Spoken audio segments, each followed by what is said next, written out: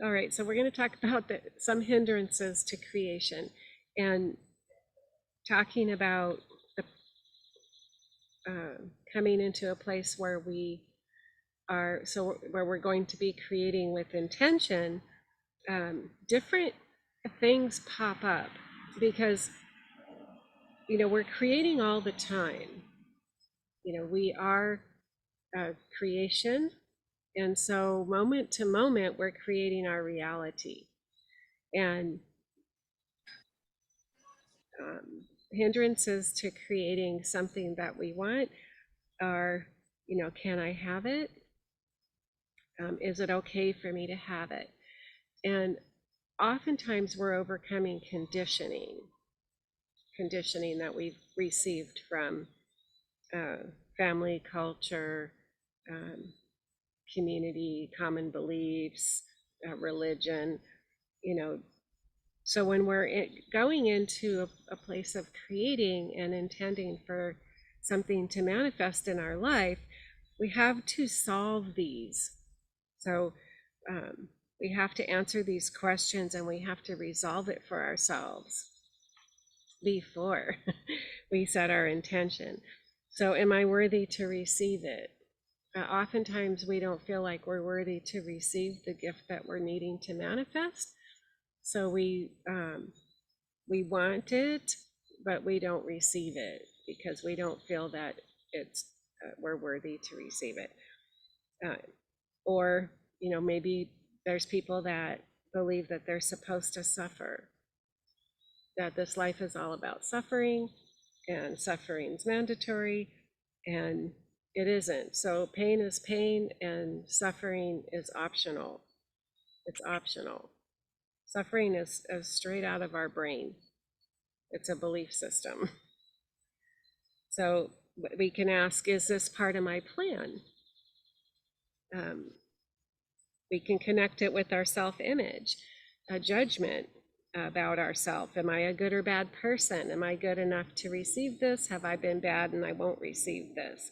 Am I deserving of this desire that I have? Or am I undeserving of this desire? And our self-image is built by us, by our perception of ourselves based on experiences that we have and teachings and et cetera, et cetera. So we can see something that we want and think, oh, I shouldn't have that. I haven't earned that. I'm not good enough to have that, something like that. Or I must work hard for everything. And have I earned this? Have I earned this with my good works or my correct behavior? Have I been good enough to receive? And all of this is a box built by our brain that we've chosen to live within. And it's still putting the ability to manifest and receive outside of us, on a God source separate from you. So when we're wanting to manifest something in our life, then all of this stuff gets in the way. But in reality, none of that is real. That is what you have created for your life. The rules, the right, the wrong, all of that is your choice and your creation. The universe doesn't have right or wrong, black and white. It doesn't have earning. We have to earn love. We have to earn the ability to use our power. Our motives aren't questioned. We're to evolve. We're brought here with a free will and free choice because we are supposed to awaken again to our God self and become enlightened again to the God that we are. And then we begin to use our energy in a way that generates goodness for ourselves, the planet, and other people. But a person with with motives you might deem as bad will manifest their desire, just in the same way you can manifest yours. So if we strip all of that away, we are manifestors. We're creation beings, and we're either creating what we want or we're creating what we have, right?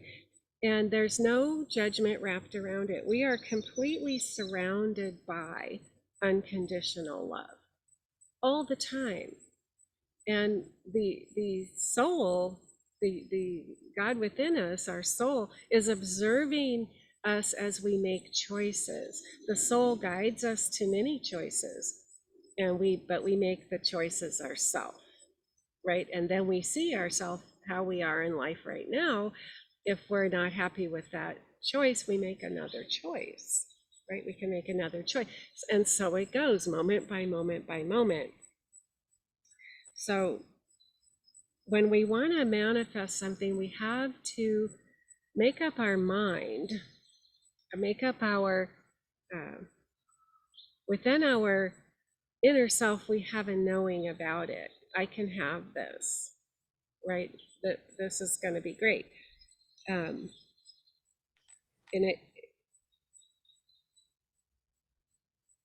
if we're not convinced that we create and are always creating, then we will not be bold in our creations and our manifestations. If we're just kind of dabbling, we're going to watch and see. Maybe I'll throw an intention out there, maybe it will come to me. But what we don't understand is we are and we create, and spirit moves on directly on how we feel and what we believe to be true about what it is that we're creating. So because the 3 levels of creativity, to remind us, is we think, we feel, and we experience. Think, feel, experience. Thoughts, words, action. So just a fun little example is if we have an intention. So we set an intention. I'm going to create ice cream for myself. It's really hot out. It would be really fun to have ice cream today. I'm going to manifest ice cream for myself. And I'm like, that ice cream, it tastes good. I can feel the cool sweetness of it in my mouth, and my favorite flavor. And I'm feeling the joy of the experience of it. I'm like, yes, I'm calling to myself ice cream. And then my mind steps in and says, this is silly. I can't ask the universe for an ice cream cone. It's too small. It's too small of a creation. I don't need it. I don't need ice cream. It's not good for me anyway. And I really don't deserve it because I didn't run today or work out. So this beautiful 2-layer ice cream with the cherry on top started coming towards you through space with the yum. It tastes so good. I can taste it. And the minute we started with our mind, it came to a screeching halt. The cherry fell off. It's stuck there. So that's what happens to our intentions. And then it doesn't come. And then we're like, see, it doesn't work anyway, right? And the whole thing happened within your creative being. The beginning and the abortion of it all happened within your inner self and your mind, right? And so now if you replace the ice cream with whatever it is you desire to manifest, whatever it is, watch where the mind steps in. Is this too big? Is this too small? And honestly, God's not creating it, you are. You are supposed to use that creation ability. And you are seeing who you are and remembering your God self through the process. And just a side note, it's not too small. It's actually fun. It's actually like delightful for spirit to bring you an ice cream. And you decided in your head the spirit's way too busy to be involved in ice cream. But it is whatever you is important to you, whatever it is you want, whatever you believe, and it will come in a fun and unique way that you will know it is from the universe. It's from the universe. So we have to begin to wipe away the foolishness, the childish thoughts that we entertain about our creative power and about what the universe is interested in and isn't interested in. If we weren't supposed to enjoy life and ice cream and any of that, it would never not even be here, right? So we connect with what it is, even ice cream, and we pull it to us, or we push it away, right? And that comes from the mind, and that comes from teaching, and that comes from being, we've stepped out of our awareness of being our God self, and we've stepped into our thinking mind and our teaching and our self-concept and all of these stories. And it didn't come in a minute, so it doesn't work, right? It doesn't work. So if we're surrounded and continually in the presence of spirit, then all things are good for you. And in a connection with spirit, spirit has the right word, next word for the conversation. Spirit has the right choice, or not right, because right, wrong doesn't exist, but the best choice in this moment. And it's up to us to be in this moment I am in right now, 100% in this moment. What is it that I intend to create? Something out of my highest and best. And if we start to feel dragged down and heavy, then that is what we are to look at and question and evolve within ourselves, so that we can start with ice cream and move on to healing and move on to prophecy, move on to words of enlightenment for others, move on to, whatever, healing the planet. We're to gain confidence in these fun and light things, so that we can step in with boldness to, there's more to create in my life, and whatever I create in my life is going to affect every life on the planet, because it's all one life, one big life, one big creation, and everything I do affects all of it, same as you. So it's not any more complicated than that. I was thinking earlier, we've been given a simple tune, life-giving, life-producing tune. It's very simple, and anyone can hum it, right? But we've turned it into a cacophony of questions and doubts and judging and God's not this and universe isn't that, and I'm not supposed to have. And we've tried to pluck the joy out of our very existence here through finding opposition and anything against the beautiful life and power that we've been infused with. We were put here to create Eden, to create goodness, to solve the problems, right?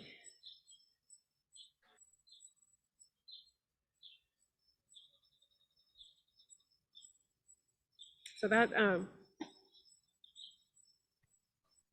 that's my comment in the direction of creation.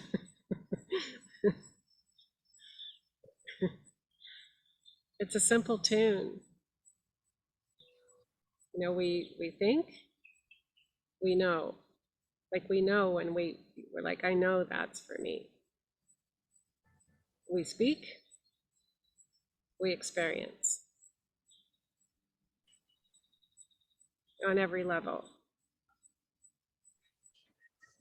And the more you do it, the less time there is between thinking, speaking, manifestation.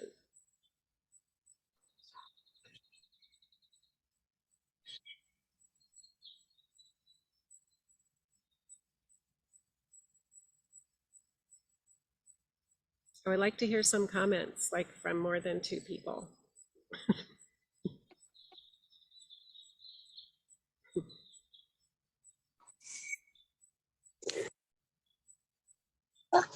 And unmute myself. I love that it's a simple tune.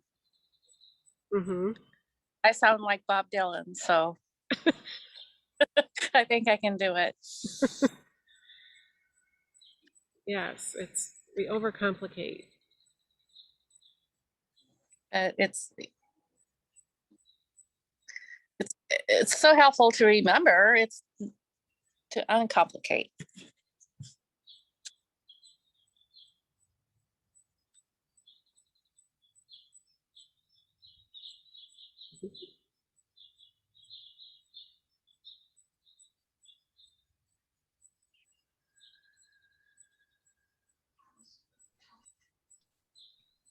Just listen to the frogs.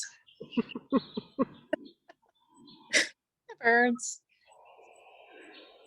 You know, I've been spending more time enjoying creation recently, through your teachings and also just through urging from other people, because life can be stressful. Obviously, we all know that, but it's amazing what you can hear in your soul when you just sit in nature. And it brings back the joy that I think that I was probably searching for, not realizing that I had it within me, if you understand what I'm saying. And your teachings are a wonderful reminder of that we all carry joy. And that it's just as simple as, for me, as simple as sitting in nature and listening and looking and enjoying and creating, because I've created some of the nature that's around. There's a little hummingbird right over there. I created the little garden that he's coming to visit. But it's just it's peaceful. Like, it's giving me peace, and it's giving me more joy than I've had in a really long time. Mm-hmm. So I really appreciate the simplicity of it. Mm-hmm. Like Ellen said, it's simple, Mm-hmm. but our mind gets in the way, and my mind still gets in the way. Mm-hmm. But I'm learning more to step out of my mind and just to be. And I think that that's probably the best thing that's happened to me in a really long time. So I really appreciate what you're saying and how you've helped me do that. So thank you. Thank you. And nature is really amazing because everything in it is miraculous. Millions of little ecosystems everywhere. Everything mimics the whole thing, right? Like every bit of creation mimics all of creation. Even our bodies mimic the whole. Think about it. So does anybody feel like they could create with intention? Anything? Ice cream? I will try ice cream this next week. I think my other intention will bear fruit, but maybe I'll try something um, smaller. Really simple. Keep it super simple. I mean, I went to a training one time 6 years ago, and the guy was like super simple, like a purple balloon, whatever it is, you know, and people were like picking colored balloons and going out and finding a colored balloon would be like in their luggage or something. I mean, it was so funny. So the limitation is on us, but learning with something small, you know, something small. You know, I'd really like this, or we have to start flexing that muscle, because we're more than we are. And the only way to get there is to start going for the ice cream and the parking spot in the front door, and you know, I mean, I went in the mall and I was like, I want a peach dress with lace on it for $20, and it was there. Good. I didn't go, oh God, give me a peach dress with, like, you know, like, I know what I want. I want this. I felt it. I want this. This is what I want right now. There it was.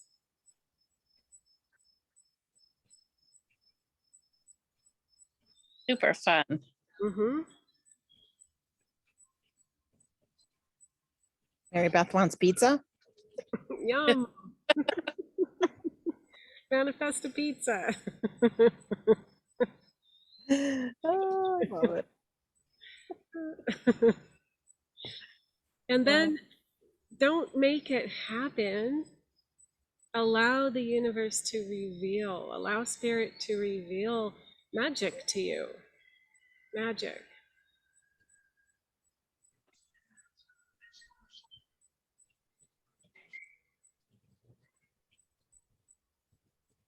It's all about that. It's all about every little bit of magic opens us up to more. And a more intimate communion, right? A more intimate communion. We're not staying on the surface, trying to do everything ourselves.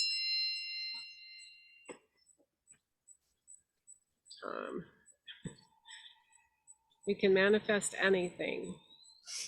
Love it. I was looking for the same peach dress. First, right? Funny.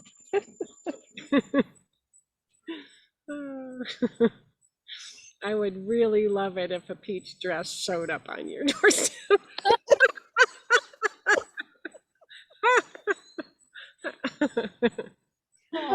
And not one that Mary Beth ordered. No, no, the universe doesn't need us to make the order beyond the desire. Like, we've got it all wrong. We're like, I want this, I'll go buy it, you know? I want this, I'll go get it. I manifest laughter, yes, you do. Yeah. We have to stretch our concept of who we think, what we think the universe is. We have to stretch beyond what we've been taught, stretch beyond what we think we know. I mean, how could we think we know anything if you really think about it? And allow ourselves to rise up and begin to move in who we are. We're God's body. We're remembering our um, awareness, and we're coming into evolution with that. So Yeah, it's amazing how far away you can get from that. yes, we have to put it in front. I have to put it in front of my face. I have a routine for my personal evolution so that it continues to happen. I'm not rigid, but a day might go by. I'm in communion during that day, but then it's like, now it's time for me to sit down and write. Like, because I write, like that's me, I write. Other people, it's other stuff. But you can't let it slip away, because then you have to pull it back, pull yourself back. But it has to be a priority. The intimacy and communion, we don't ever want to drop that. And it seems like it moves far away when we get distracted and busy. And then when we're working on stuff or in the middle of stuff, then we think we got to manage all that and handle it, and then arrive, when I feel better inside, I'll come into my space. No, like, we're never not with spirit, and the answers are there and the voice is speaking. So it's starting to apply discipline to every thought, moment to moment. Am I in my highest and best self that I can be right now? Where am I right now? Am I in yesterday? Am I in tomorrow? And missing this whole moment that I'm alive, which is right now. It's the only moment that I'm alive is right now. Yesterday's gone and tomorrow is yet to be. Now is the gift. Where am I in this now? And so that, and then you begin to develop your rhythm. What connects you? What keeps you in communion? You develop that intimate language that's yours. That's yours. Whatever it is, doesn't matter. Everybody's got a system, a thing, or whatever that they do, because that's what pulls them in, keeps them in communion. So.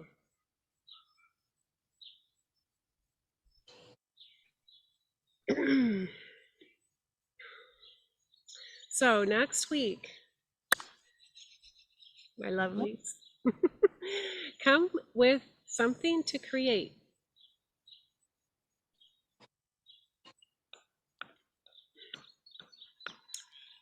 Something that the universe is going to bring to you, an intention. Keep it simple. Keep it simple. Something that you really can connect with. And we're going to do that. We're going to meditate and create with intention.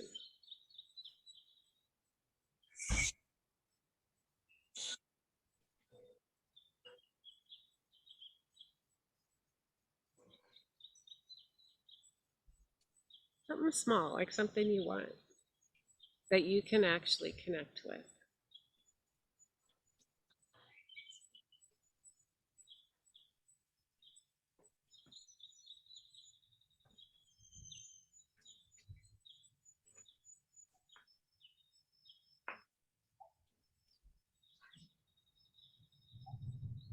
Okie doke.